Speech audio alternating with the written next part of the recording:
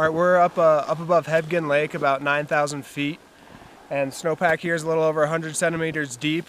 We still have depth hoar down at the ground. It's pretty hard and wasn't reactive in our first few stability tests, so it's getting really hard to trigger an avalanche on that layer.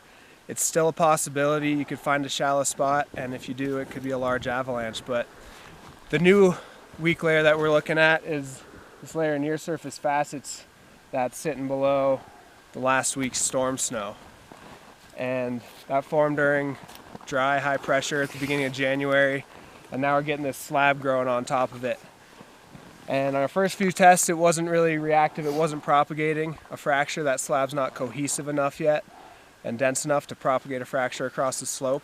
But as it gets larger, it's going to be our next instability, and we're going to want to look out for that. But we're going to do another ECT here, extended column test, and see how these two layers behave.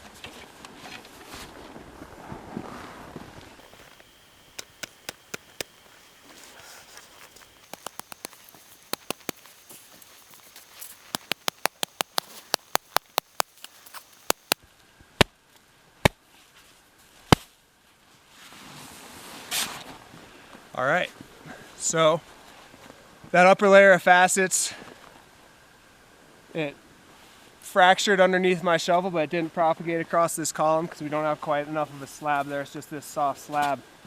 What we did with a lot of hits, 30 hard hits, get this column to collapse and propagate a fracture on that depth hoar. So even though it's difficult to initiate that fracture, it is propagating still. So if you find the right spot, it could be a large avalanche.